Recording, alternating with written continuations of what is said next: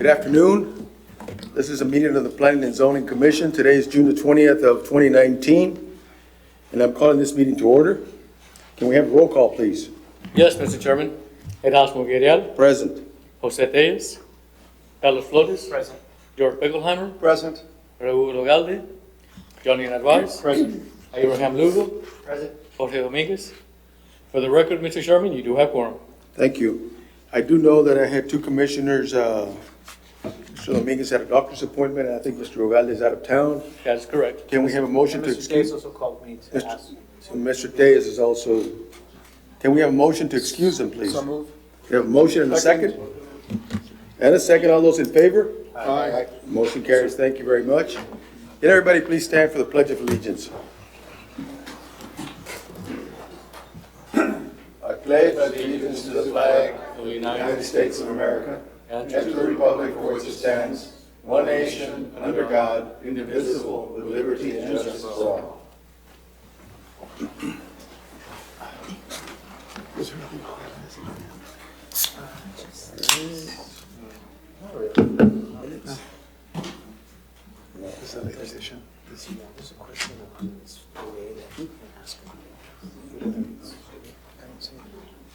We don't have any minutes, or, yes, we do. We have the minutes of May the 16th of 2019 and the special workshop of June 12th. We don't have any minutes at the moment. All right, just checking. Okay, The May 16th minutes, I'm sorry, we still don't have those? No, we still don't have them. They'll have to be tabled. okay. Move that we table 4A. Motion and a And 4B. second. All those in favor? Aye. Motion carries. Okay, I do have some citizens' comments, but they're specific for certain items, and we will reserve them for the public hearing. All right. Before we get started, as most of you know, we have a brand-new planning director. And I'd like Kirby to go ahead and introduce himself to the public that is here and to some of the commissioners that have not met you, Kirby. Thank you very much. My name is Kirby Sneidman. I'm from Southeast Texas originally, from the Houston area, a town called Humble. But I've lived in several states, and I have a master's degree in planning. And I've worked as a consultant for many years, worked in over 100 cities in the United States, and then as a city planner, most previously coming from a city in Utah, where I worked with commission and council and had a great experience. I came to Laredo because I think it's a wonderful place. Now everybody keeps telling me it's hot here. Well, I want y'all to come visit Southeast Texas because it's hotter, believe it or not. With that humidity, doesn't get cool at night. But really, when I've been here before, as a young man, visited in the 90s, and then came back in 2015 when I was a consultant working on the Downtown TERS project. And it was interesting to see what had happened from the 90s to here, to 2015, the decline that the downtown saw in activity. I mean, there were challenges with the downtown then, but it's a lot busier. But one thing that I think no visitor can come to Laredo and say is that there's not something special, there's not some potential, that there's great people and there's great history here. A lot of cities can't say that. And I think it's a great place to be. I'm very happy and excited to be here, and I'm happy to work with commission and council and residents and all other fellow planners. I have to say that I'm very impressed with the planning staff that we have. You may not realize it because they're so busy. We need more staff. We need to get them the ability to get out and get involved with the public, but I think they are very skilled, and we're going to put that to the test because we're going to be working more with the public. We're going to be getting out, getting to know the residents, and taking the Plan Viva Laredo from a plan to implementation. Doing that, we still need more input. We still need more involvement, and we're going to be very much trying to get that and continue to work with residents and the commission and the council. Thank you, and we welcome you to Laredo. Thank you very much. We look forward as a commission to working with you and hoping that working together, I mean, we can get a lot of positive done in this community. Thank you. All right, first item that we have is a public hearing, amending the zoning ordinance the City of Laredo by rezoning Lot 20, Block 5, Santa Rita subdivision. Chairman, before you get on to, I believe you had some public comments. We do, but there are specific for each item, so I will call them up when their item comes up, Correct. okay? Thank you. All right. Amending the zones. Johnny, ¿cómo está aquí? ¿Eh?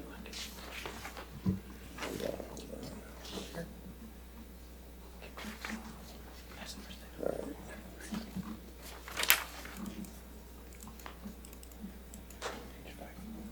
Page 5.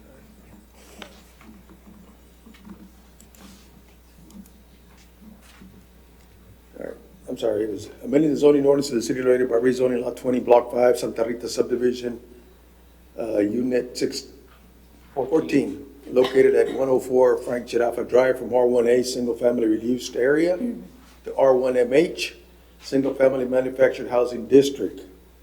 The proposed use is residential. The current site is currently vacant. And the staff supports the zone change. This is a public hearing. Anybody who wishes to speak in favor, please come up to the podium. Hi, good afternoon. I'm here with SEMA Builders, and we are requesting the zone change. Can we have your name for the record, please? Elsa Laurel. Thank you. Thank you. We are requesting, since most of the homes there are already manufactured housing, we wanted to see if we can also get the zone change to be able to do the same. Okay. Thank you. Thank you. This is a public hearing. Anybody who wishes to speak in favor? Anybody who wishes to speak against the zone change? If not, what are the wishes of the commission? I'll make a motion to close public hearing and support staff's recommendation for the zone change. We have a motion. Do we have a second? Second. And a second. All those in favor? Aye. Motion carries. Thank you. The next item that we have is amending the zoning ordinance map of the City of Laredo by rezoning Lot 18, Block 5, Santa Rita subdivision. This is Unit 14, located at 108 Frank Chirafa Drive from R1A to R1MH. Purpose is again residential, and the staff supports the proposed zone change. This is a public hearing. Anybody who wishes to speak in favor?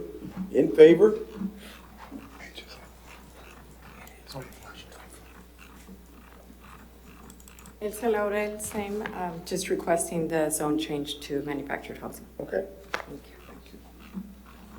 This is a public hearing. Anybody else who wishes to speak in favor of the zone change, in favor? Anybody who wishes to speak against the zone change? All right, what are the wishes of the commission? I have a question, Mr. Sure. Chairman. Mr. Kirby, I'm curious as to the reasons for the opposition if it's totally surrounded. Is it totally surrounded by manufactured homes? Or is it on a border where it transitions to single-family residence? It's where it transitions to the manufactured homes. And the property owner against is the developer. He owns all those letters in opposition that we received is from one landowner. Okay. Thank you. All right, what are the wishes of the commission? I'll make a motion to close public hearing and support staff recommendation for the proper zone change. We have a motion. Do we have a second? Second. And a second. All those in favor, say aye. Aye. Those against? Motion carries. Thank you. Next item that we have is amending the zoning ordinance, City of Laredo by rezoning Lot 1, 2, 7, and 8, Block 1605 Eastern Division. It's located at 2701 North Street from an R2 multifamily residential district to an RO residential office district. Mr. Chairman, we have an update on Yes. this case. We have 1 in favor, 0 opposed. Okay, thank you.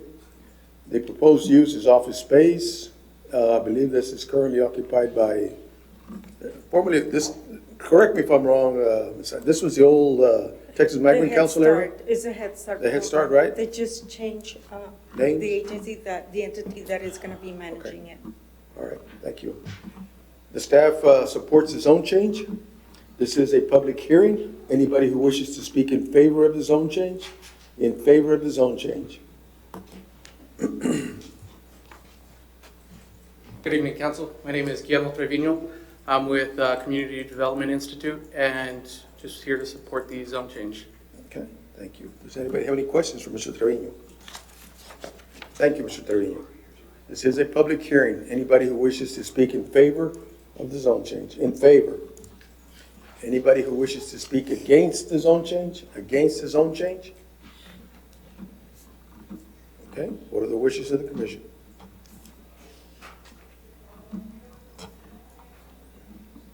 I'll make a motion to close public hearing and support staff's recommendation for the zone change. Second. I have a motion and a second. All those in favor? Aye. Aye. Motion carries. The next item is item 6D. 6D? Yes. Amending the zoning ordinance of the city of Laredo by authorizing a special use permit for oil and gas extraction and production. Plug and abandonment of a well on approximately 2.87 acres out of Portion 38, Abstract 472. T. Sanchez Trust located south of Obizium Boulevard and east of US Highway 83, Greenwich Road.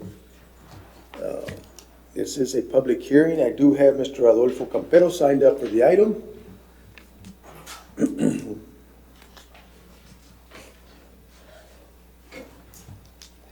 Good evening, Commissioners. My name is Adolfo Campero. I'm here on behalf of Columbus Energy. We've applied to plug this well on this property so that we can remove our equipment, allow the service owner to develop the property as he or she sees fit. Okay. Anybody have any questions for Mr. Campero? Thank you, Mr. Campero. This is a public hearing. Anybody who wishes to speak in favor? In favor. Anybody who wishes to speak against special use? Okay. What are the wishes of the commission? I'll make a motion to close public hearing and approve staff's recommendation. Second. We have a motion and a second. All those in favor? Aye. Those against? Motion carries. Thank you. Next item that we have is item. Where is it?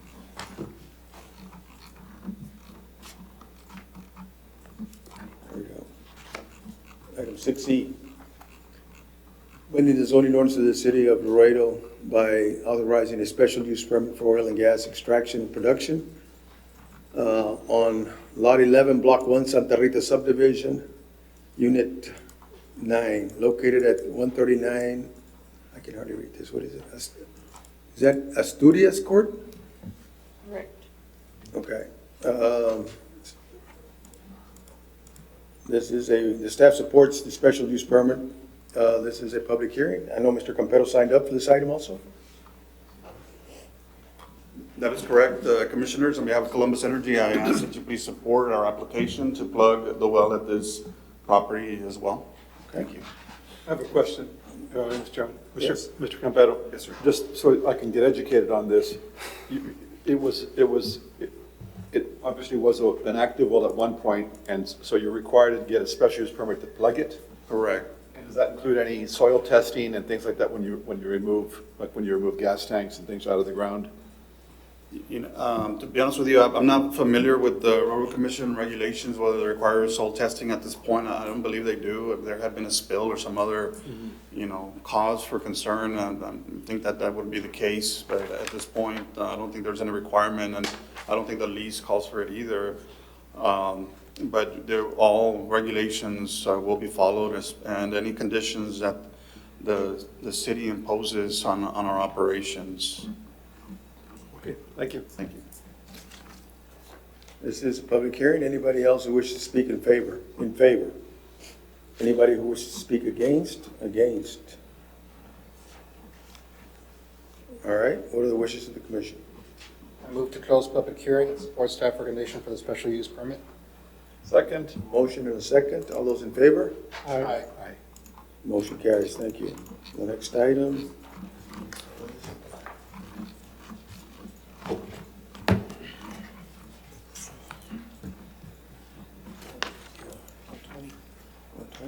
The next one.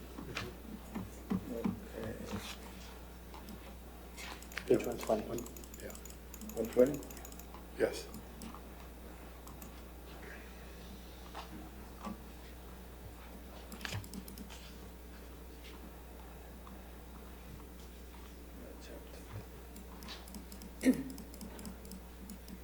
We look forward to planning or tech fixing things. Yeah, we're still recovering from some Okay. technical difficulties. Okay, amending, it's a public hearing amending the zoning ordinance of the city of Laredo by authorized special use permit for oil and gas extraction and production, lot 1, block 1, River Hill Commercial Subdivision, unit 14 located at 801 River Hill Loop. It's a public hearing. Mr. Campello signed up for it. Mr. Chairman, there's an update. We received one letter in favor. Okay, thank you. It's Adolfo Campero again on behalf of Columbus Energy Commissioners. This is our third special use application, and except for today. And we would like to plug this well and remove our infrastructure, basically vacate this surface lot and allow for other development. So we ask that you support our application. Right, thank you, Campello. This is a public hearing. Anybody else who wishes to speak in favor?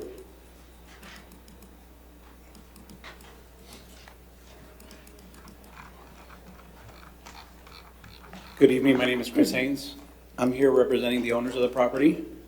And based on the fact that this well has been inactive for well over a decade and has been exchanging hands from one energy company to another, and these guys are ready to plug it, we are definitely in favor of that.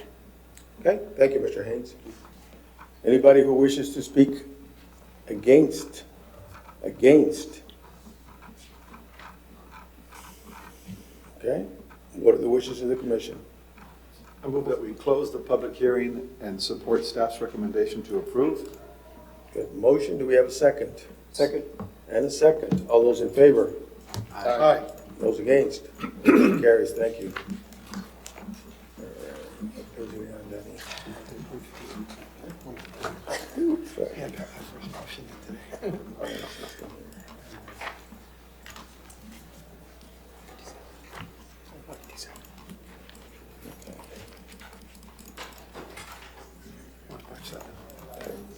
Is it 160? 157. 158. Okay. This is a public hearing amending the zoning ordinance of the city of Laredo by rezoning approximately 14.40 acres located west of Century Boulevard and south of Jaime Zapata Memorial Highway from R1, Single Family Residential District, to R1A, Single Family Reduced Area District. The proposed use is residential. This is a public hearing. Anybody who wishes to speak in favor, and staff does support the zone change. Mr. Chairman, I just was handed out with 11 letters in opposition. I don't know if it's within the 200 or out of the 200. 11? How many do you have? 11. 11? They were just handed out to me. Okay. Yes, this is a public hearing. Anybody who wishes to speak in favor? Yes, my name is Rogelio Ramirez. I'm with Premier Engineering, and we are in favor of changing this. It's a small community development that we are proposing. So the next item is also together with this one, the GNH. Okay. And the purpose, of course, is to build housing. Yeah, it's for housing. It's a small community. The homes are going to be pretty much stucco, nice. It's going to be a nice little development in that area. Right now, it's just bare land, so. And let me ask you this, you're not in the flood zone? That I know of,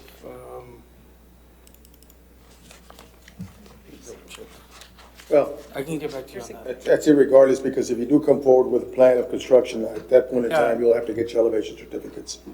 Correct. But it was just a Oh, question. Just a yeah. question, I didn't know if you knew the answer or not. Okay. Yes. Any questions?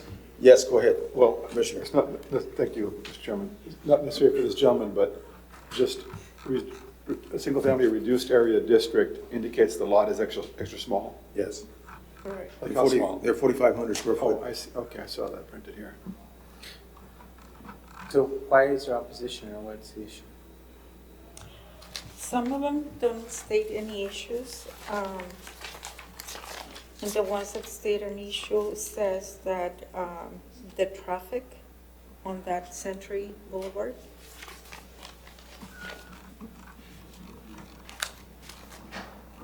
And another one claims that there's no infrastructure to support that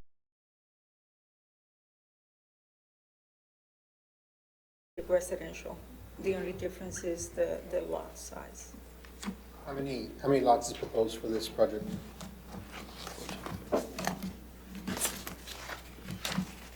I don't have that particular number right now, but like I said, I can get you guys that. We do have a layout of what we want to propose in that. This is actually on Century Boulevard. So it's up in Century City. As far as staff, you don't foresee any issues downgrading from R1 to R1A? No. No? So I mean, it would sustain whatever concerns of the... And basing ourselves on what we could see for the comprehensive plan.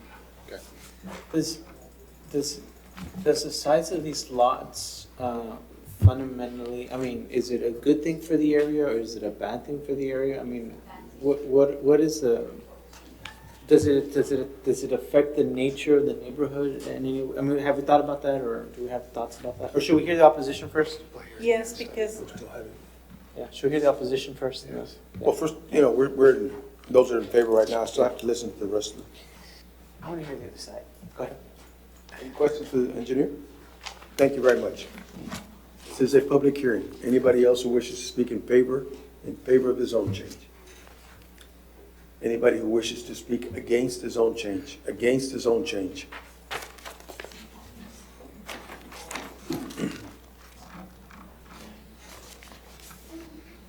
For the record, Roberto Martinez, and I reside at Century Boulevard, in Century City. And I'm against the proposal to an R1A. Simply because when we bought the property back in the 70s, it was promised to us that all of the sections around our neighborhood were going to be R1s. And I don't think it's fair to now or later on change everything on us. Thank you.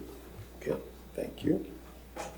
Anybody else who wishes to speak against the zone change? Against?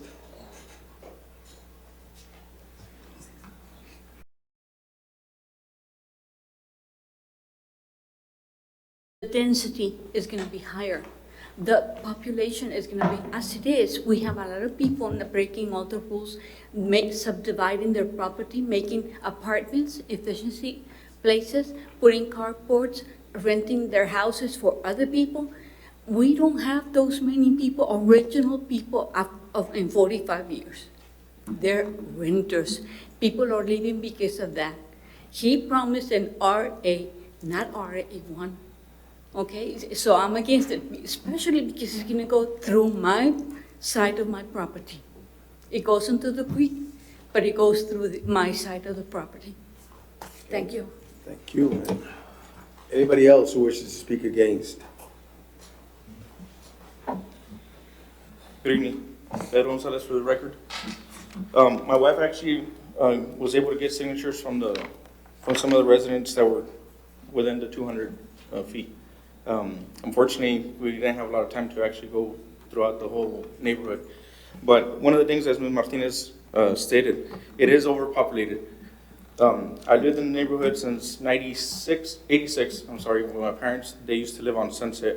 When I moved out, I loved that neighborhood. So I actually moved in Century City. So I've been living there since 2007. Since 2007, we've had flood issues for about 3 times that actually went into our home. One of those incidents was back in the summer of 2007 when one of our citizens passed away in the creek. There's no, by having that many homes, having the reduced area, like the single family reduced area, there's too many homes.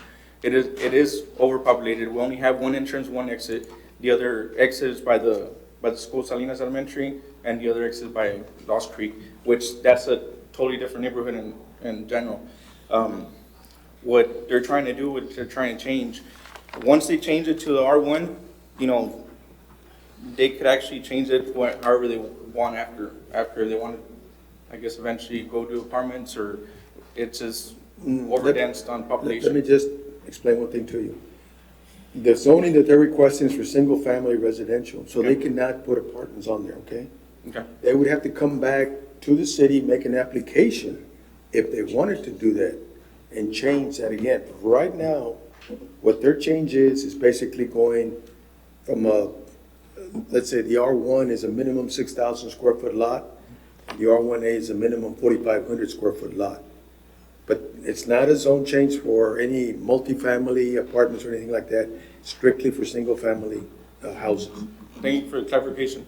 Now, changing it from 6,000 square foot lot to 4,500 square foot lot and a area of 14 acres, that's a lot more homes in the area. What we're trying to do, which is, you know, keep it as R1. If anything, keep it as R1. That's the only thing I have. Okay. Yeah. Yeah, anybody have any questions? I have a question, but not for Yes. the gentleman, for Okay. staff. Thank you. Thank you.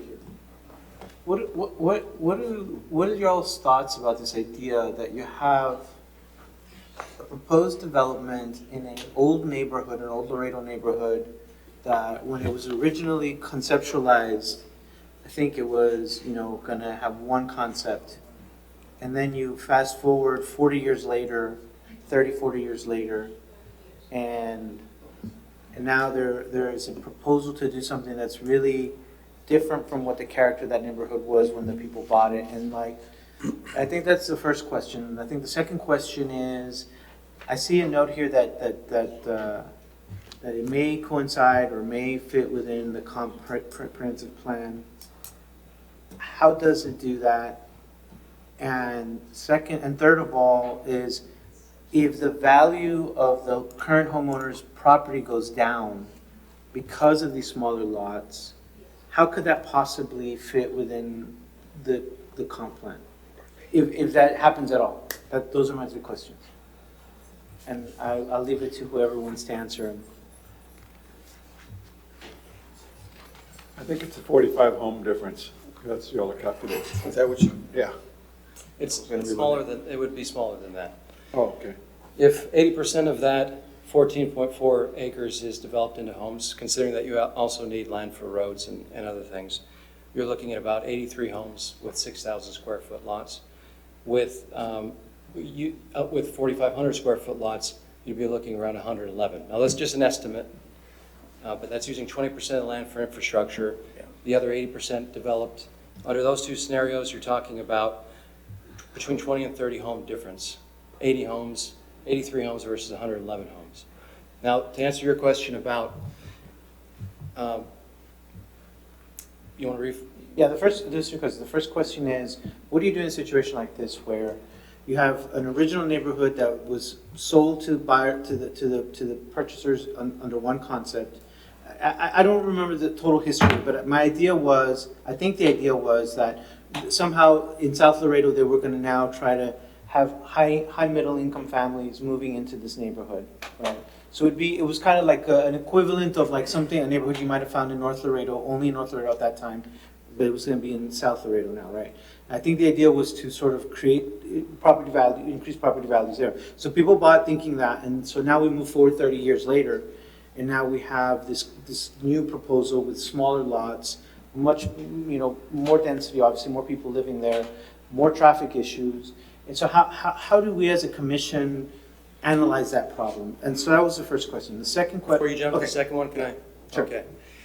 Well, there is a way for property owners to work this out. And essentially, what you might think, what you could consider the commission wanting to do is to litigate what might be between two people, or to come in and make a decision. Basically, if there are two properties adjacent to each other, there are legal ways that they can restrict development on the other. For instance, if a development came in and they wanted an area next door to remain green space, they could put an easement on that green space, pay the owner of that property money, and take away their right to develop it.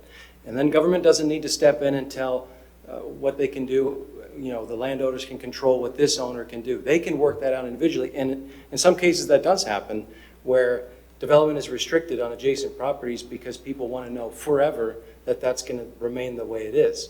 Now, a lot of times what happens is somebody has sold a home or a property with a promise that, oh yeah, that beautiful, you know, lot next door that's not developed, it's going to stay that way, or it'll develop a certain way. The reality is, unless there is a legal exchange between those two parties, trying to control that is not, it's not a great way to do that. I mean, there are ways, I think, that oversteps what the city should be doing. Now, residents do have an ability to have an impact on how land use is done. And that's what we're referring to when we talk about the future land use plan. We split up the city into different residential, commercial, different areas, mixed use. And for residential, we're looking at low density, medium density, and high density residential. So they're broad because we don't want to look at the future land use map and things that are many decades out and try to get so specific. But this area of Laredo has been called out as medium density residential. And Alejandrina, can you speak to what the density is allowed on medium density? Low density and medium density, it's on the future land use for that area. And both encumber the small format market, which is the R1A, as per the new comprehensive plan. Okay, so I guess so that answers my second question. My third question is still, what if, I mean, I think that the reason behind the comp plan in part was to help the development of the city so that it would be developed in a smart way and that it would create better quality of life for the citizens. In other words, the whole purpose of the comp plan essentially was to improve the way the city develops, not for developers necessarily, but for the citizens, right? So here, you know, and I don't know, I mean, I'm speculating at this point, right? But I would imagine that these smaller properties, these homes that will be on these small lots, could they impact the property values of that part of the city, that neighborhood?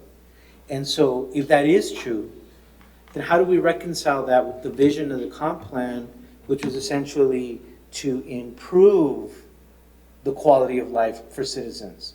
And that also falls in line with what they've talked about right now, which is, you know, traffic, you know, people not respecting, you know, I guess maybe there's covenants and conditions there. I don't know that. Yeah, and I understand those are private rights, not things that are legislated or overseen by the city. But I guess that's my question is, what's the thinking behind allowing something that could potentially have a negative impact for the people that have invested there for 30 years? And should we be analyzing that before we approve this development? That's my question.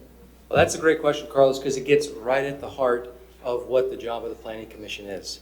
When we make plans and we have zoning and rules that govern how land is used in the development code, we can't be so specific to speak to every single situation. And so we have these broad principles and we have these broad rules, and there is room for judgment. And that's what this body is for, to make a judgment call. Now, if you're asking me my professional opinion on does on a few of these issues, which I think require some expertise in answering, the research has shown very much that increased density next door does not have a negative impact on development. And the way that you can test that is very simple. You look at home prices and the way that they go up over time, and you select a few areas. You look at an area where something was built higher density next to it, and you look at an area where something wasn't built higher density, and then you take a control somewhere where the same thing was built next to it. And many of those studies have been done. Now, in some cases, the property values didn't increase as much as neighboring, and some they increased more because there were other reasons why development occurred in that area, and for that same reason, that area was more desirable than other areas in the city. So it has an impact. It's not always negative. It's not always positive.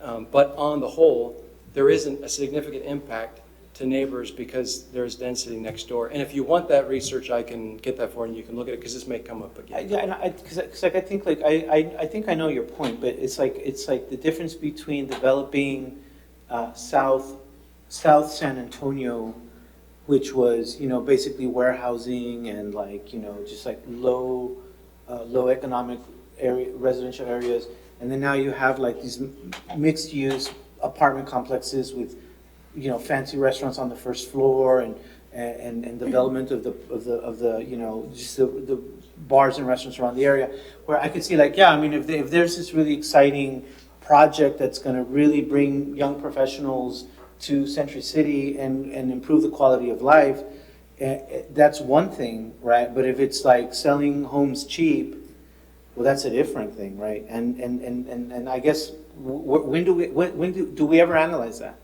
Is that ever something we need to think about? Because if it's not, then why do we even have the comp plan? We have the comp plan to guide us in these decisions moving forward, but they're not going to answer every single question. And again, that's what your job is as a planning commission member. So yes, this is the time to analyze that. This is the time to speak with him about his proposed project. Now, he's not required to stick to any plan of how specifically he's going to build these homes, but obviously he's going to build he's going to try and get the most money he can for the development that he's going to do. The main difference right now that we're looking at is the size of the lots. Is the size of the lots going to affect the size of the home? The buildable area may be smaller, but in that neighborhood, likely the homes are going to be of the same size that are sold. Do either of you want to speak to that? Yeah, the buildable area will be slightly decreased on a smaller lot, but the buildable area is generally much bigger than the size of the home you're going to build on that lot. So what you have to determine is to get the facts and then make a decision, and we can guide you as much as we can. What you're looking at is somewhere between 80 and 90 homes on if it would stay what it's legally zoned now, which is 6,000 square foot lots. Or if you reduce that to 4,500 square foot lots, you're looking at somewhere around 110 homes, 100 to 110. So it would be an increase of 20 to 30 homes at around that amount total. I have a question, Mr. Chairman. Are you? Yes, I'm done. Okay. Thank you, bud. Something worth noting is that it's undeveloped land for those 30, 35 years or whatever it is. So I can't imagine that adding homes would decrease value in comparison to being next to vacant land. Is that logical, or is that a correct conclusion? That I can't speak to, Okay. but it would depend on the character of the vacant land. Sometimes that can be a detriment, but if it's been used as green space, which I can't imagine that's the case here, then that might have an impact. Well, then my only question would really be traffic flow impact, the utilities that you heard, and storm sewer stuff that you heard us talking about on the setback issue. Do you want a couple weeks to research that, and that way you can say, hey, this is all passes with flying colors on all the city departments? No, the answer would be the same as we would tell you now, and that is that no matter if there are going to be homes on 4,500 square foot lots or 6,000 square foot lots, nothing will get built unless it follows the land development code and the building code, and it's done for the proper drainage and the roads are done as they should, and so there's not going to be any difference in the standard that they're built to. But isn't this on Century Boulevard? It's inside the community? This is on the In the loop? bracket, there's a proposed layout. However, this is unplatted land. They're not presenting us a master plan or a Let me plat. get There. I think his question is it inside the Century City neighborhood? It's inside the boulevard, it's on the boulevard, or is Right it there at on the the entrance, It right? has two axes through Century Boulevard and one through Jaime Zapata. Proposed on Jaime Zapata. Yes, That's going to be textile right away. Okay. correct. And that's actually my question, I guess, to the applicant. Because I'm familiar with this area, grew up in this area and I understand how like the Century Boulevard works. And my biggest thing is whether you're gonna add 100 plus houses or 80 plus houses. My concern, I do see how it might impose some traffic overflow. And just by looking at the layout, is there another proposed entrance, or is this development strictly only going to feed into the Century Boulevard? Because I think that's like the biggest concern. And then my next thing is, Well, I guess the one that can answer that is the engineer. Let me get the engineer up here to answer those questions. Just know that what you're looking at is proposed, has not gone through development review, and anything that, It's just as it gets proposed. developed, would go through a rigorous process of Sure. development review, including where roads are connected and where utilities are connected.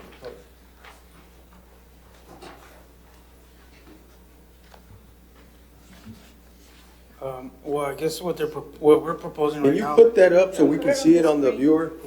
I think that would make it easier for the commissioners. Okay.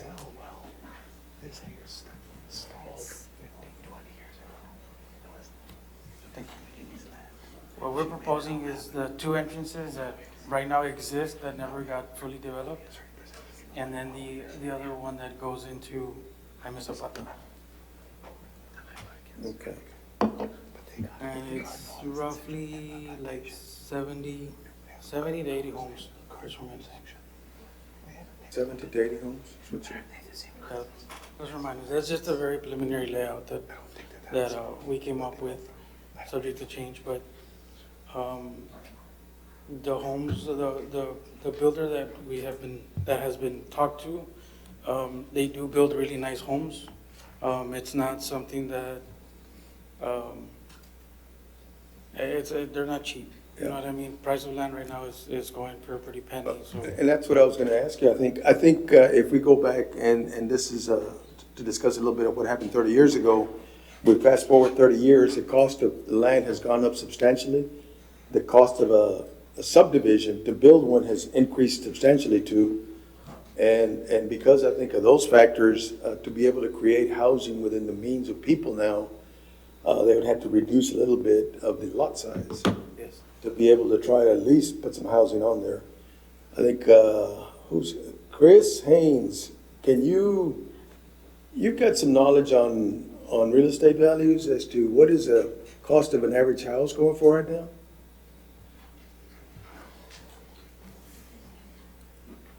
I mean, compared to, and we're just trying to get all the information out that we can, and I appreciate you coming up on something that's not your item, but I'm Not a calling problem. on you just because I know you're. Putting my mortgage hat on, Yes. you're looking anywhere in the low 100 per square foot cost as far as homes. What's the square footage approximately of these homes? Right now, I don't have it. But it's around $100 a foot. Okay. I would say would be a reasonable estimate.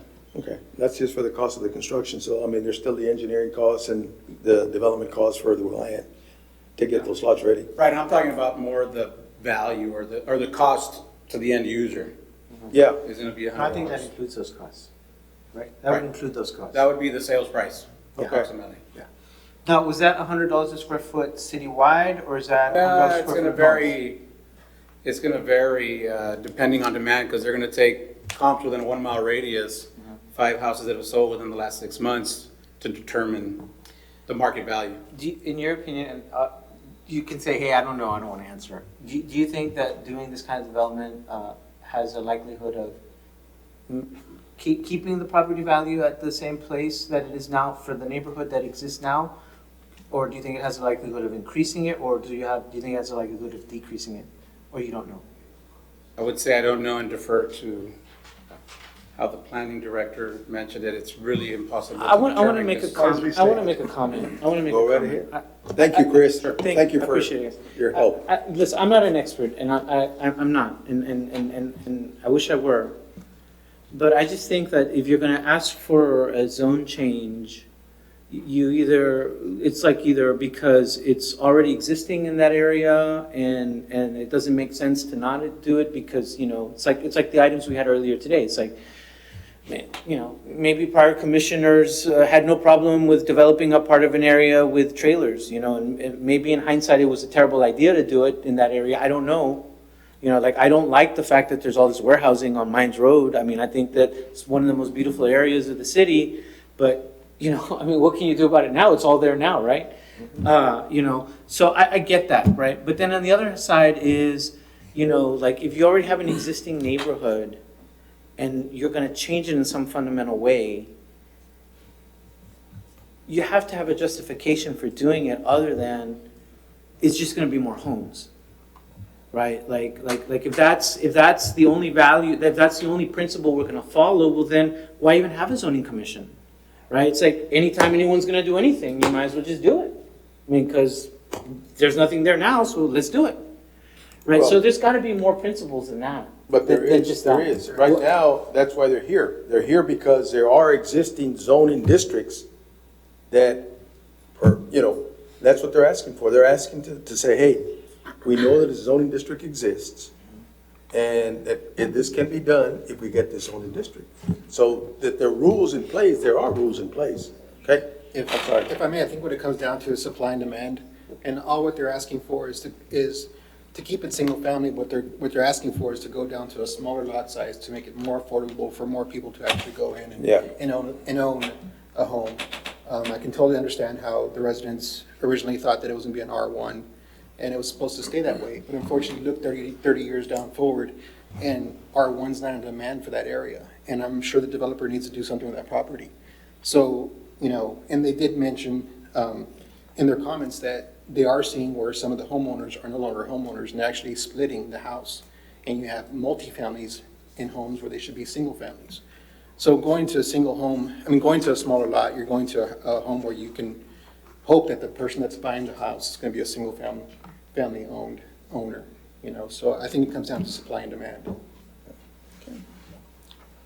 All right, thank you. Can I make one comment, Carlos? There are times when it is clearly, when somebody's asking for something that is, say the future land use map was something entirely different. And so the city's vision for that is totally inconsistent with what's being asked. Keep in mind that you're not the final approving authority. You're sending a recommendation to council, and they will be the final approving body or denying body. And so ultimately, it is a decision that elected officials get to make. And in that way, it's a decision that the public's making through them to say, what do they want to see? So for me to tell you what answer is right or wrong, it's not as much about right or wrong as you're right. What does Laredo want to see for this area? And the guidance that we give you is general. It's the future land use map. It's the direction of the city wanting to move to, away from more suburban style, big style lots and towards more smaller, more sustainable, more, less water. Those are general ideas, but the specifics have to be decided by all, and is ultimately your decision what recommendation you send to council, and we of course respect that. Thank you. This is a public hearing. Anybody else who wishes to speak against the zone change? Against the zone change? Not, what are the wishes of the commission? One last question, Mr. Sure. Chairman. Mr. Kirby, on the map that you all had up a moment ago, I presume that's going to be the second item. There is a new access to Loop 20? Yes. That whole neighborhood will have? Is that correct? Can you put that back up? Again, it's just a proposed layout. The land has not been plotted yet, so.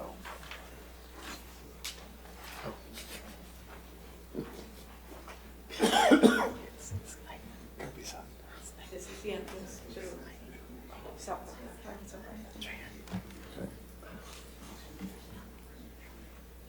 You see it up there? I do. That's the next item that we have. It's on the next item. Right, just wanted to, Yeah. because Yeah, they're 'cause it does proposing it all together, I just wanted to Yeah, it understand. does have it a another little bit exit better. out proposed. Well, I think we're ready to vote. All right, what are the wishes of the commission? There's absolutely a question on here, just to point out. The creek actually runs through here. Yes. So what do you call it? My thing is that, again, we have foundation issues, we have flood issues.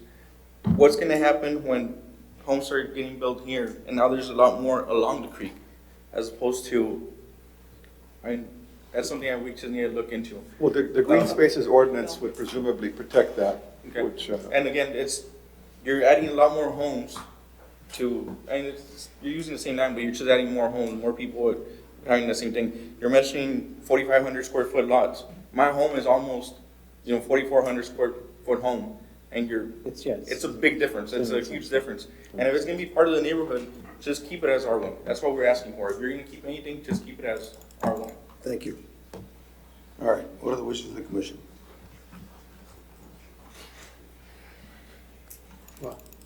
Well, I know I'm not gonna vote with you all, so I'll wait for y'all to make the motion, I'll vote against it. that's funny. Because,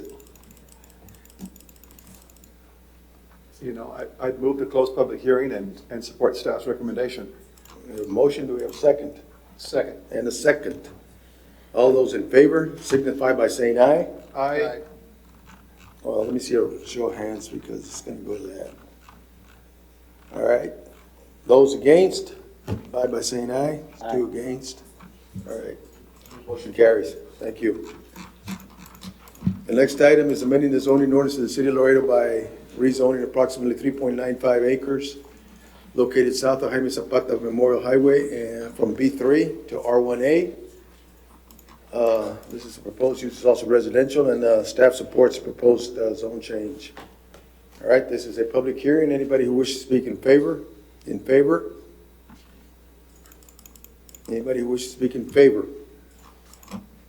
Anybody who wishes to speak against the zone change? Against the zone change? It's the second part. I'm sorry, we're on page 208, is that page again? I'm sorry? I'm on the wrong page. Page I'm on the wrong 182? page. I'm on the wrong page. 182? Yes, sir. So this is just an ancillary or a corollary to this other one? This is just an additional piece of property that's on there, yeah. It's the one that has access to the loop. Yeah.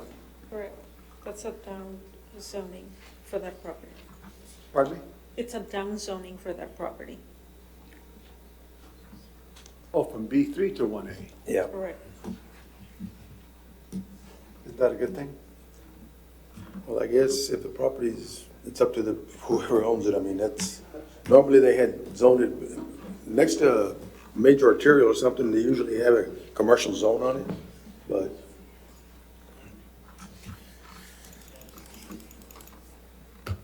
All right. What are the wishes of the commission? I'll make a motion to close public hearing and support staff recommendation for the proposed zone change. Okay, we have a motion. Do we have a second? Second. And a second. All those in favor signify by saying aye. Do I have? Aye. All those against? Aye. We have one? No, I vote in Against? favor to reduce the zone change. The zone change? Yeah. So we have one against. Zone change? Motion carries. Thank you.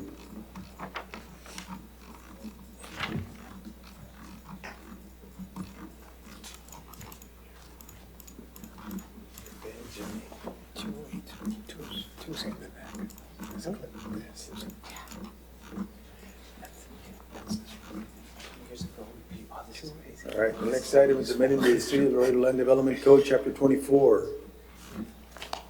Section 24.77.2, number 8, entitled Front Yard Setback Requirements by adding subsection D, intended to allow the construction of carports up to the property line, measured vertically, subject to easements, site visibility, and minimum parking requirements.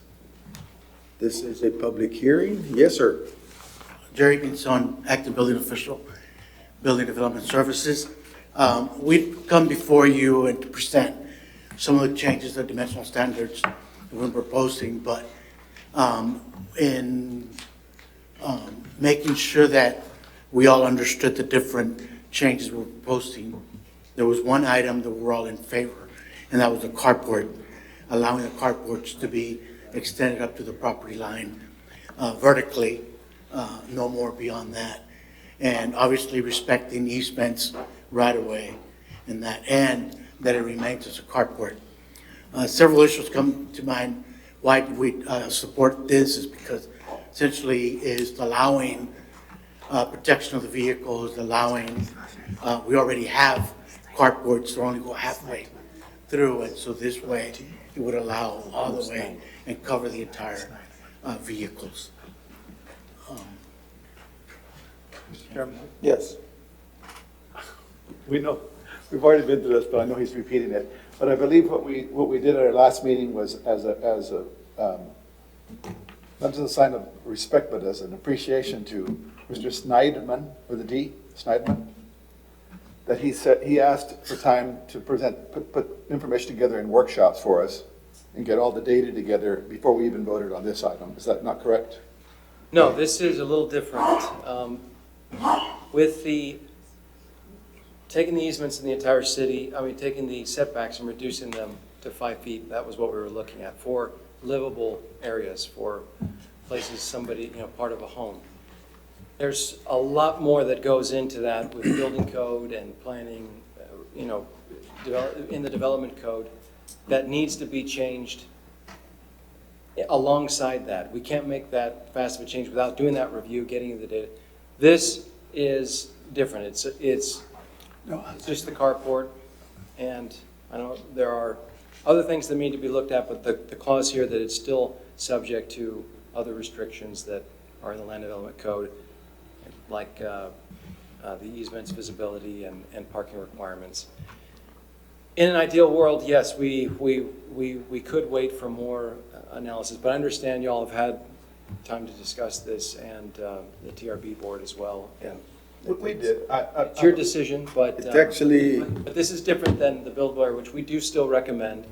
And when that item does come up again, staff recommendation would be that we take time, because we are going currently, in fact, we're having a kickoff meeting next week with the team that we've selected, Able Cities. Staff is going to lead that, the planning staff is going to lead that effort, and they're going to work with us very closely, and over the next many months, year and a half, we're going to be working on that, getting public input, explaining to the public what we're doing, going through the land development code, analyzing it, getting you data to answer questions about the impact, how many properties will be impacted, if we shrink setbacks, and in what areas, and what the different options are. So we're going to go through all that, but this is a little simpler, a little easier, and so our staff recommendation is that you send a positive recommendation to council on this. But Mr. Chairman, this is, again, just citywide, regardless of the neighborhood or the. That's correct. HOA Of course, rules there's two still things that come into play. One, wherever you have homeowners association, it has to be approved by a homeowners association. Okay? They're not gonna do it in your neighborhood, don't worry. No, not I'm joking. I will tell you this, from years ago, when I worked for the city of Laredo, this was one of the items that became a real problem, where people were trying to build a carport, and you actually could only build a half a carport, so only half of the vehicle could be covered. This is trying to correct that problem, to allow people to have the whole vehicle covered. And it's, I think, something that, two things that happen, and we've seen it in the past, where people are not allowed to do this sometimes. Before you know it, it's done. And this is just a mechanism to allow the citizens to just have a cover for their vehicle. That's what it is. But I do have a couple of questions. I do have a question like on letter A, and I think when this land development code was written, it was written back in the 90s. And letter A, back in the 90s when this code was written, but it's no longer in the code. Setbacks could be determined in the front by what they call lot averaging, okay? That we took out of the code many years ago because that was problematic. Letter A still speaks to that a little bit. And my concern with letter A right now is this, that if you read it verbatim the way it reads, if your structure is on a 20-foot setback built at 18 feet from the property line, and you come in and ask for a building extension or a carport, how is that interpretation going to be done? Is this rule going to apply to it? Okay, we're strictly only allowing carports, not other existing buildings or. And I agree. And when we go back to the definition of a building, the definition of a building has 4 enclosed walls and a roof. So do we allow any building in the front setback? Well, I think one of the reasons we separate it, and I guess what I'm trying to say is that we're gonna look at extending any other part of the building beyond the current setback, whether it be in the front or be in the rear or off to the sides.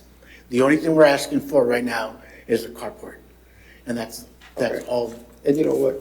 And so we're gonna look at this section, particularly 6A. And I guess due to the fact that there's also been a firm hire to look at the land development code, I believe this item, when y'all get to it, needs to be looked at because it is confusing, and I really think it should be taken out, personally. That's exactly why we're doing this, redoing the code. Well, that's one of the reasons. It's Yeah. because there are many places, if we wanted to, we could spend many days, this meeting would last for many days, of looking at how the code is contradictory in some places or not clear. A good code that's well-written, there is little room for interpretation. Now, you can't make it, so there's no room because then it's very restrictive and it would be very long. So we're gonna combine simplicity, but also clarity. We're gonna try to achieve that with the new code. And again, like I said before, the idea is to allow, within reason, property owners to maximize what they can do with property, knowing that what they do on their property impacts others, their neighbors as well, to some degree. Sometimes positively, sometimes Which is negatively. why I voted against the prior item, the previous item. I do know that in front of you, you have a communication because letter D has a change to it. If I may, Commissioners, Roland Lozano for the record from Building Department.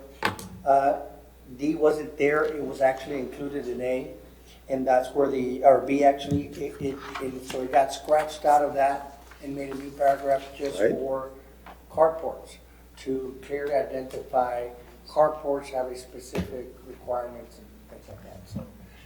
Yeah, but the original one you sent to us, the definition, you added more clarity to this definition because originally, the way it was sent to us, it said that, all sides.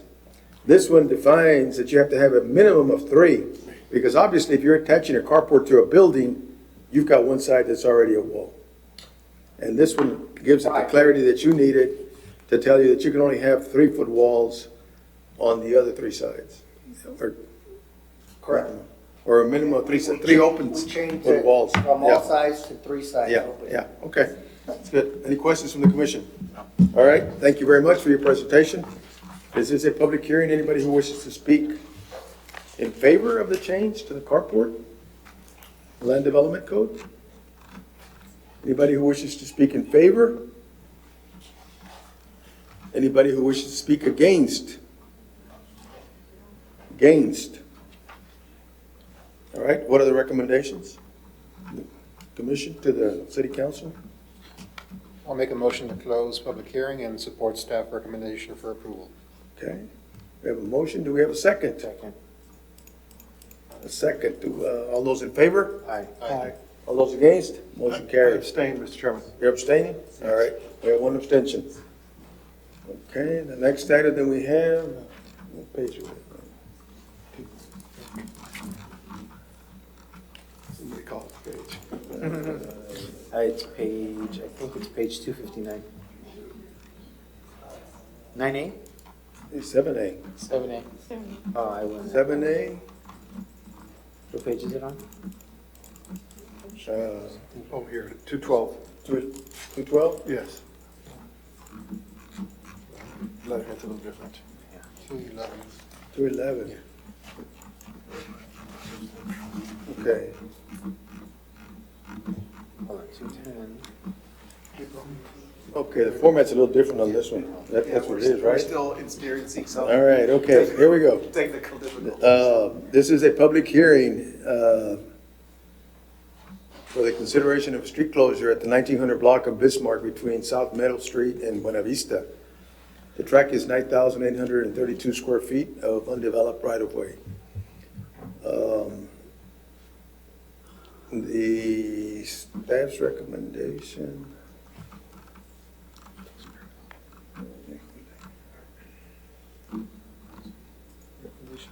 Okay, I don't see it either. Having a little bit of hard time trying to figure the system out right now. It's got to be built.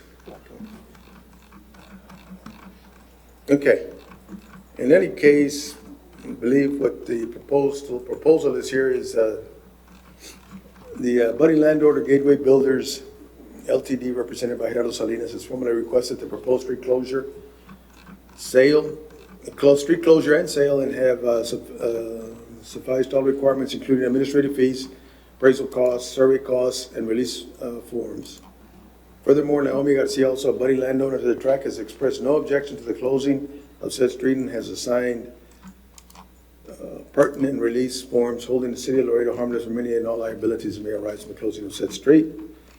Upon the closure of 9,832 square feet of tract and pending city council approval, the property will be sold at fair market value of $49,000. Memorandums have been circulated to all corresponding city departments, and the item was presented to the Utility Coordination Commission on May 21 this year, and no objections were noted. Okay. Yes, ma'am. Hi, good afternoon. My name is Linda Teniente with the Community Development Real Estate Division, and you pretty much summarized our entire presentation. So Jerry Salinas is the interested party that is looking to purchase the street. He has met all of the criteria of the ordinance, and by virtue of city charter, he can purchase the streets, and we've already gone through that utility commission, we've gone through the surveys, and also the appraisal. So we're looking for the support of the Planning and Zoning Commission to facilitate this sale, and then pending the authorization from council. Any questions from the commissioners? I have a question. Sure. This is for the purpose of acquiring buildable land for homes? No, sir. Mr. Salinas currently owns a storage warehouse, and I have a little image here, and I don't know if we can bring it up. This is north or south of Chapwan Creek? This Chapwan Bridge. is south I'm of having trouble Chapwan. visualizing So I'm this. sorry, Okay. I'm upside down here. So this is Meadow Street right here. He currently owns the business that is right here. It's a storage facility. This is the area that he wants to purchase. Naomi Garcia will eventually sell. He is the abutting property owner, and Naomi has already expressed her desire that she will be selling her land over to Mr. Salinas. He's looking to expand his building business right here, which is a storage facility. And the land to the west of Bismarck, where it dead ends? This area? Yes. This is the city of Laredo property. But above where the street is, that land, that's presumably still Bismarck, is it? Right, so Bismarck is runs all the way over here. That's correct, but he's only targeting, and his area that he's wanting to purchase is the green area where the word Bismarck is at. I'm just curious if there's a landowner that's waiting for the street to reach to them because it's on a map. That's not the case? No, not to our knowledge at this point. As of today, no. He's the only one that has shown interest in that purchase. Thanks. Thank you. Any other questions? If not, what are the wishes of the commission? I'll make a motion to close public hearing and support staff recommendation for the purchase of said property. Okay, we have Second. motion and a second. All those in favor? Aye. Motion carries. Thank you. Is this still public hearing, Mr. Chairman? I'm sorry? Is this Yes. still oh, okay. It was a public hearing. Because that was just to purchase land. Those are public hearing items. All right.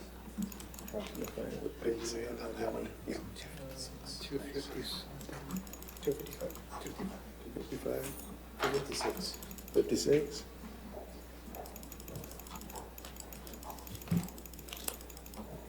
Or, I don't know which one's top or bottom.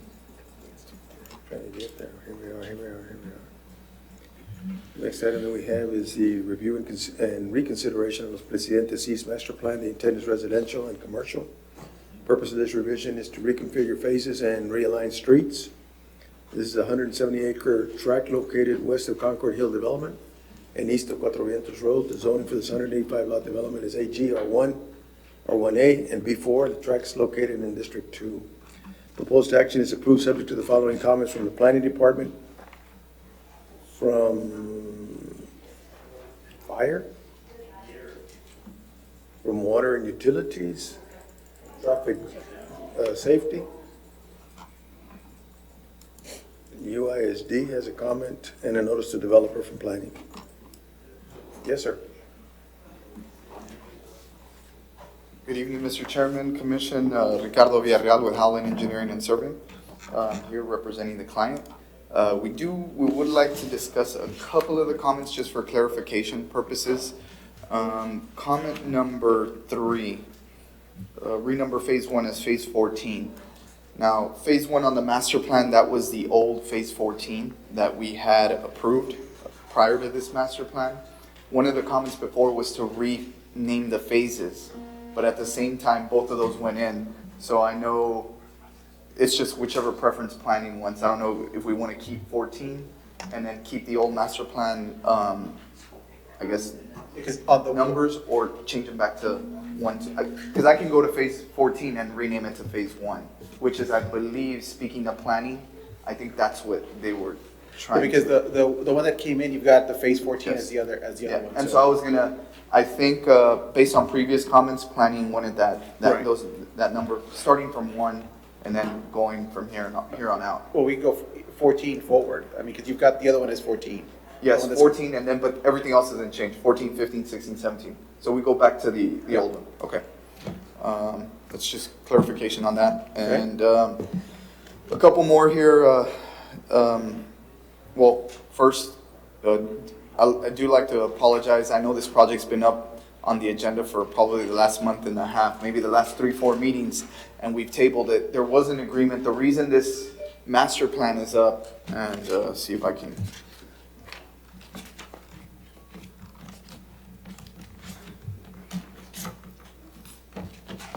The reason we were waiting for this master plan and it's being revised is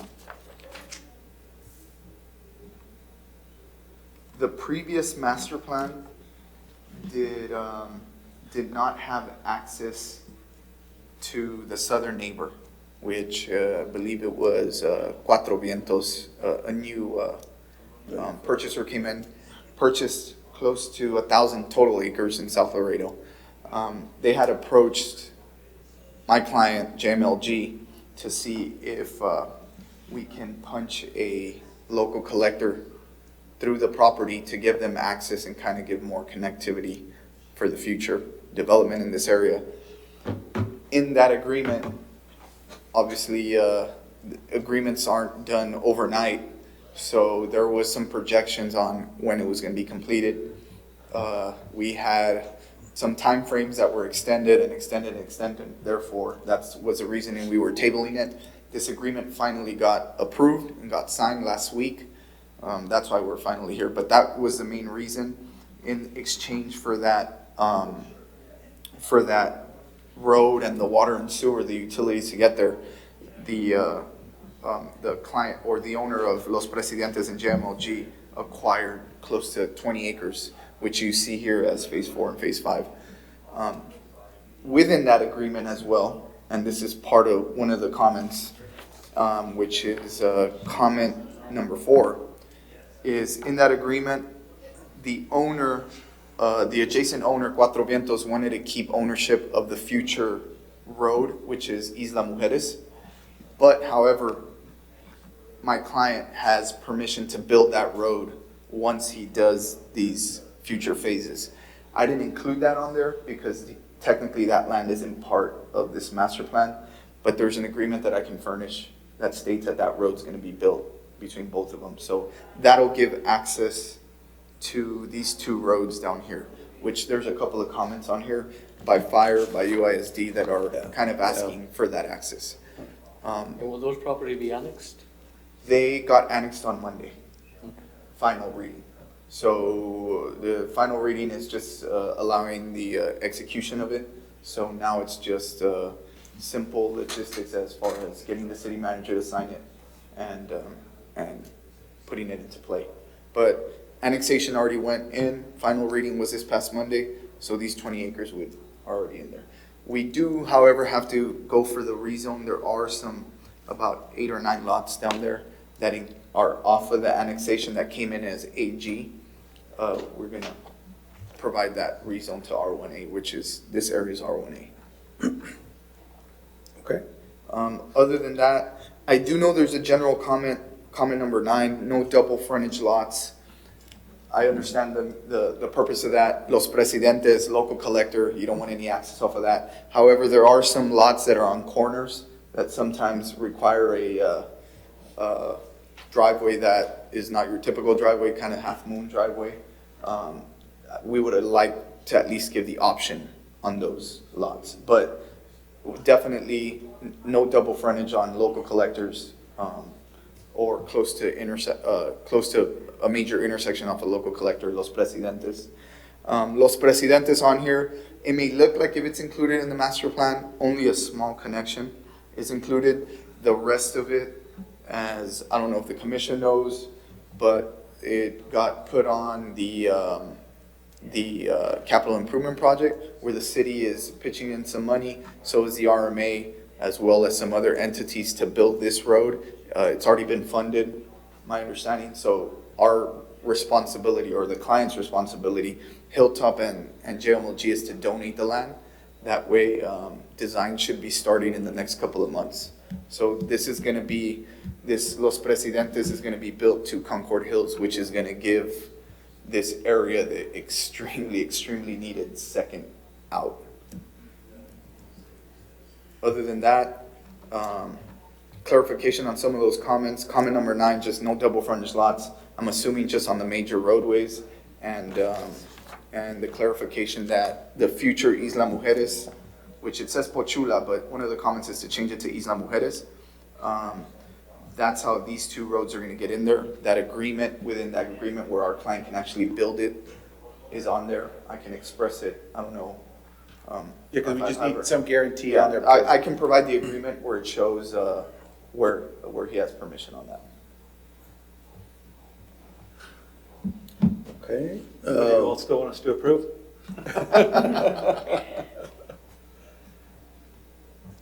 And obviously, that landowner wanted to keep ownership of that road so he can control when they build that road. So that's the main purpose of it. Well, I mean, Not everything else. Yeah, because you get into the issue of the timing, and we just can't have a subdivision that's, yes, I mean, that's built, there's no way to get there, and that's kind of where the comment is. And I understand, I mean, we don't, obviously, we wouldn't want for any agreements or anything to fall apart. I mean, obviously, that's the intent for anyone, but, I mean, there's gotta be that guarantee of some sort that. I don't know I don't know exactly how it's written. I'm not an attorney, but I know in that little area in that agreement, it does specifically state, I don't know if it's an actual easement or I did the exhibits that show, okay, this is phase 1, phase 2, this is what's going to be built. So I do know it's pictorially there, and it's mentioned in there that this road's going to be built.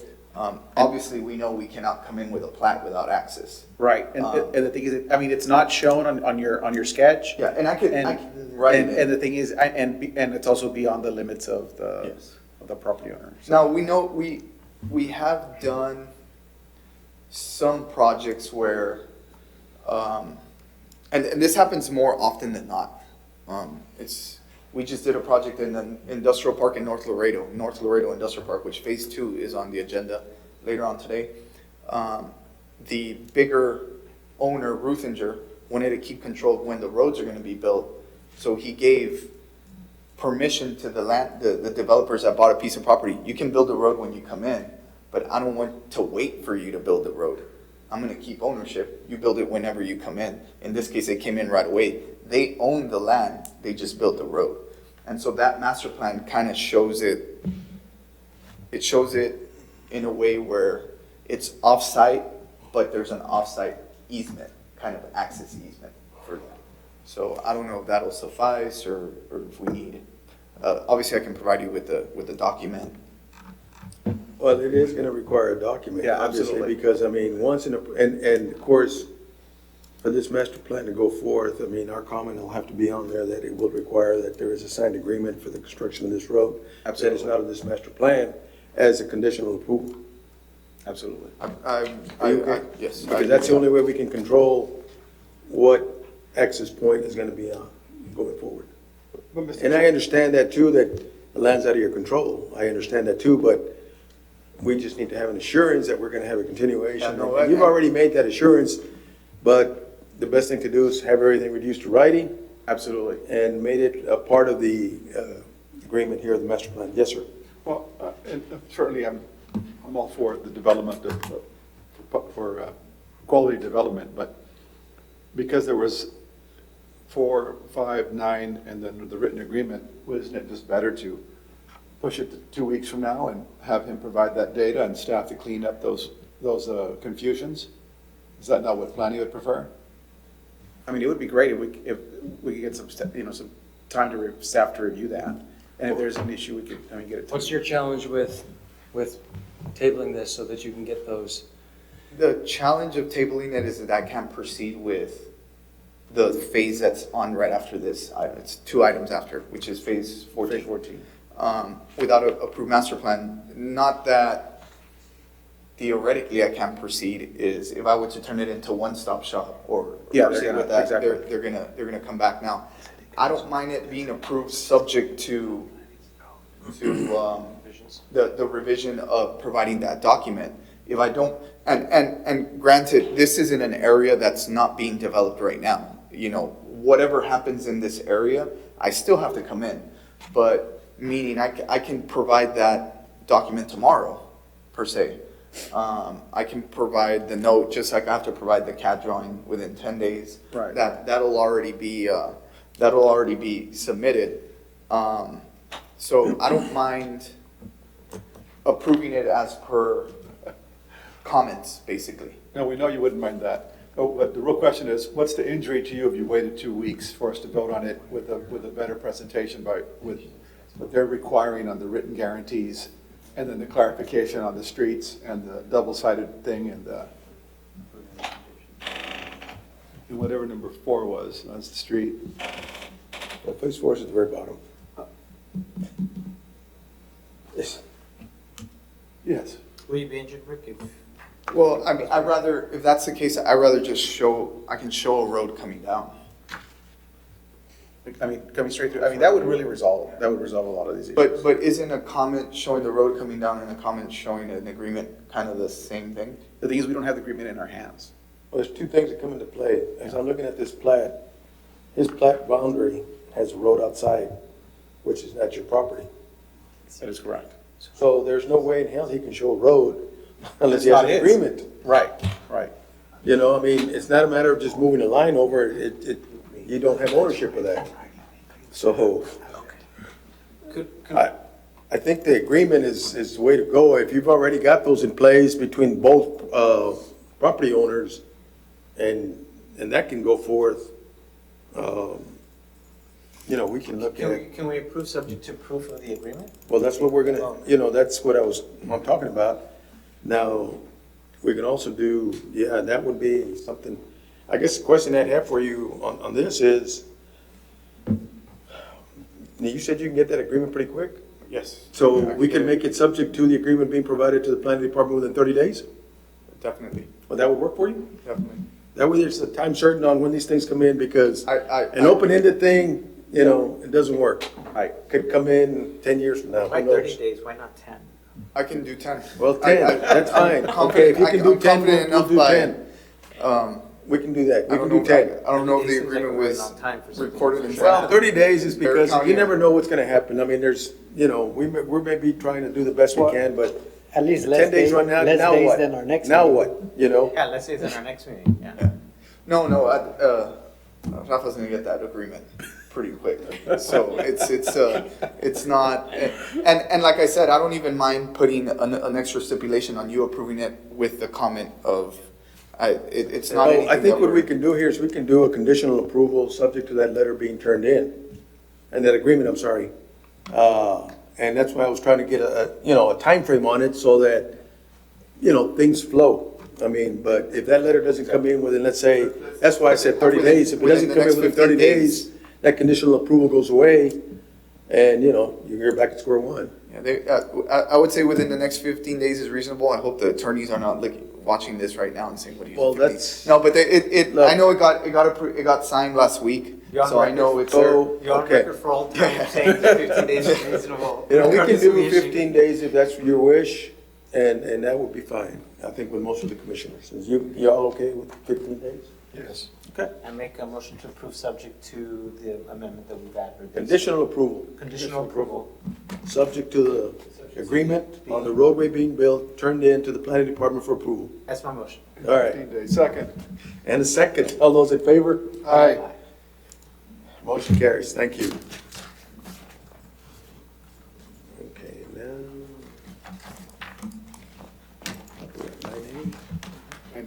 Preliminary consideration of plat of Las Lomas, del Sur subdivision, phase 9, the what? The residential something. Oh, I know what the problem, excuse me. I had to increase the density, I mean, the magnification of the Yes. plat to be able to see stuff. Okay, preliminary consideration of Plan Lomas del Sur, phase 9, the intent is residential. This is a 10.24 acre tract located south of Wormser Road and east of Cuatro Vientos Road and north of Lomas del Sur Boulevard. The zoning for 67 lot development is R1A. The tract is located in District 1. The proposed action is approved subject to the following comments from planning, from engineering, from water and utilities, traffic safety, or this here. UISD has a section of the and a notice to developer from planning. Yes, sir? Good evening, Mr. Chairman, members of the commission. Frank Estrada with Sherfy Engineering, and we concur with staff comments. Okay. Thank you. Thank you. Wishes of the commission. I move to approve 9A. We have a motion and a second. Second. All those in favor? Aye. Motion carries. Thank you. All right. Preliminary consideration of the Plat de los Presidentes subdivision, Unit 14. The intent is residential.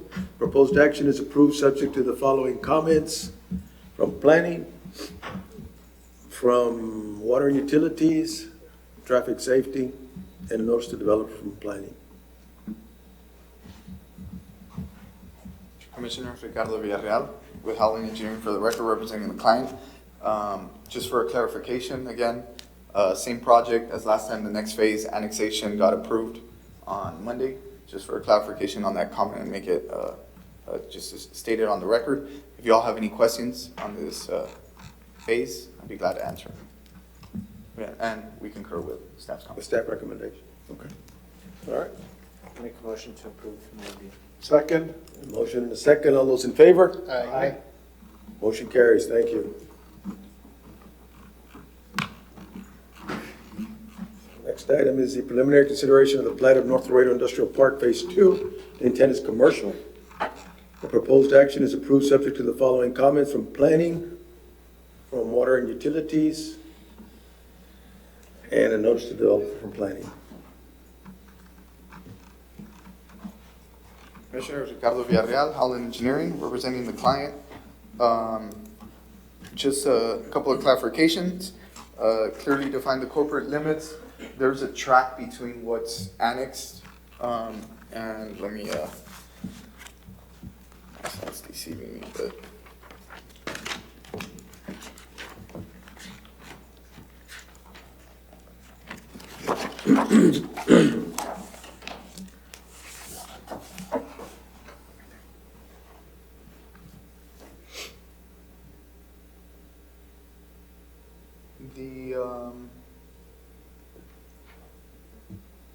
The central power and light easement here,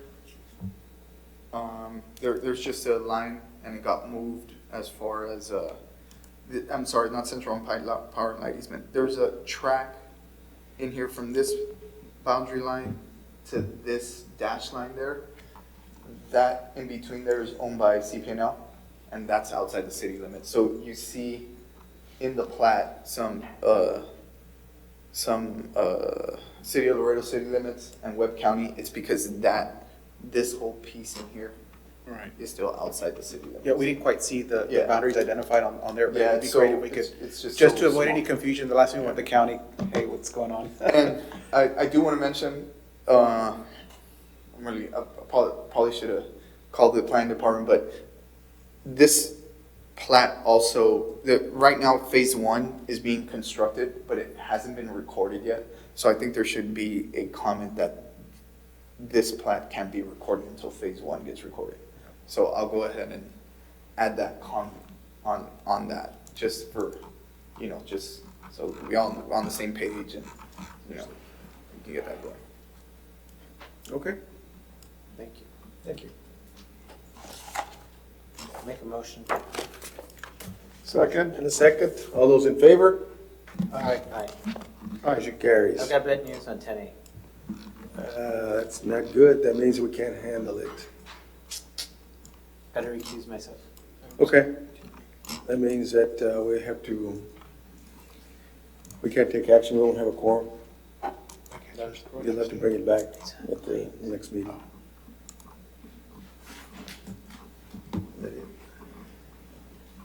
All right, motion to adjourn? I'm sorry? Chairman, before you adjourn, I'd like to just take a minute or two, if that's all right. Sure.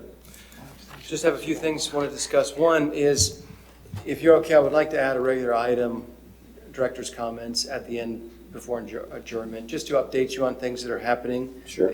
The intent of it would only be a few minutes at the end of a meeting, just for you to ask questions or to keep you updated on things that I feel would be pertinent to the planning commission. Would that be okay for us to add that? Okay, the next comments are more just questions. I want to ask if there's anything that staff can do to make your job as planning commissions easier. If there's a way that we can change the way we're presenting information or the packets, if there's a time that would be better, that would be by ordinance that we'd have to change that. But if there were another time that worked better, such as 5 o'clock versus 6 o'clock, that's also a question. And how the materials are prepared and how you're receiving them, if everything's going fine with that, and if you have any comments about that. And then lastly, trainings. If there's anything you'd like to be trained on, maybe during a work session where we could go into depth on an area that, not something related to an item, but something more general that you'd like to get some more experience on, and I could come back. A good example would be, maybe not on its own, but as part of something more, we could include looking at some of those studies I referred to that talk about how the impact, because this will come up often. People will come in and say, what you're going to do, what you're proposing is going to hurt the value of my land. There's actually some great studies that show that it's not so intuitive what happens next door, or the impact of what it has on property. So those questions, is the time that we're meeting, you feel comfortable about that, or do you have any interest in looking into adjusting that? Are the materials, the way we're getting them to you, is everything okay with that? How the meeting is going? Anything that we can do to make your job as commissions easier? Comments? Well, I think that as far as the time goes, 6 o'clock I think is good, because most people at work will get out of work at 5, gives them an hour to get to the commission meeting. If we move them to 5, we'll have, I think, a hard time for some of the individuals that are on the commission to get here. I think 6 works for everybody. I agree with that. I So do have a comment, but go ahead. You go. That was one of the things I was saying. In terms of the materials that were being presented, we may want to look at. There's a lot of information that it's been given to us. Like, we're constantly getting portions of the land use map or whatever. We've already got a copy of the surrounding area. If it's a zone change, we've got copies of it. I don't think we need to be redundant with the land use. Okay. And that just cuts down on the number of pages we have to go through to, scrutinize all this. But that's just my personal comment. I don't know, and I'm gonna what do you all feel about that? Anybody who wants to chime in, go right ahead. I don't have a problem with the paperwork. I mean, that's fine. I mean, the advantage you have is that you have. And I agree. That's why I'm bringing it up to everybody else, because I'm very familiar with most of the stuff. But if it helps everybody else, I don't have a problem with the way the information is. I'll tell you what my question is. All right, go ahead. My question is, so I came on board right when the comp plan was about to be adopted by the commission and then sent to city council for approval. And I participated in the meetings, the meetings that were the public meetings on the input and all that. So like the thing was sold to everyone, like this major sea shift in how we were gonna develop our city, right? And so since I've been on here, like I just don't really know, I mean, I don't really see what we're doing different other than all we've received is, like we did tonight, like those items that said this complies with the comp plan. Okay, well, I mean, is that it? What was the sea shift then? Was it just, I mean, that's my point. My question is, how do we know that it's doing that? So I would like to have a training on the comprehensive plan that we approved and how a comprehensive plan is implemented. Because it's not clear to me right now, at least in this field. Maybe it's taken off in other departments in the city, and I'm wrong. But at least in this area, I mean, No, you're not wrong. I don't know Mr. what we're doing. Mr. Lugo, Commissioner Lugo and I are new on this, and we weren't afforded an orientation at all. We just showed up and started listening and trying to catch up and figure out stuff. And if I ask as many questions as I feel like of information I want to know, we'd bog down the meeting by an additional hour. And so if you could put together a good orientation, including the comprehensive plan, which I totally agree with, we can make better decisions. I would love to do that, and we will do that. I think it will be very helpful for you to understand not only what a planning commission is and the purpose of it in many cities, but specifically what's in our code relating to how the commission should act. And it's always, sometimes there are some unique things for each commission, but generally they operate in the same fashion. And I will go through the comprehensive plan with you and talk about the highlights. I'll just speak a minute to your comment.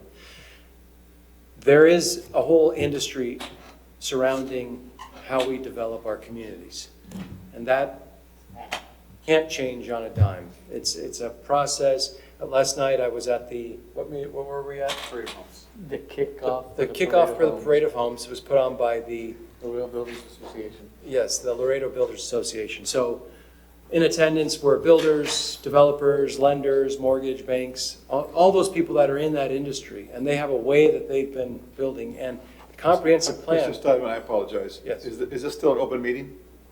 Yes. Yes. Well, because we no longer have a quorum, so. Yeah, but we're not going to vote. We're not Voting. But if it's an active meeting, the meeting ends, and there's no longer a quorum. Yeah. Can you just pause a moment? Did he leave or just go to the bathroom?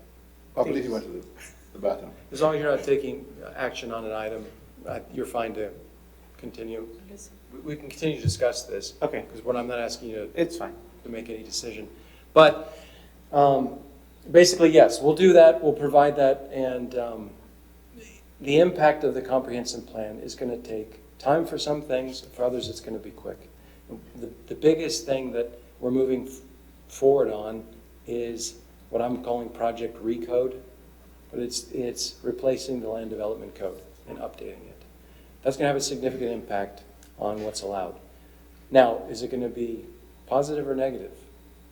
Or are people going to be happy about it or upset about it?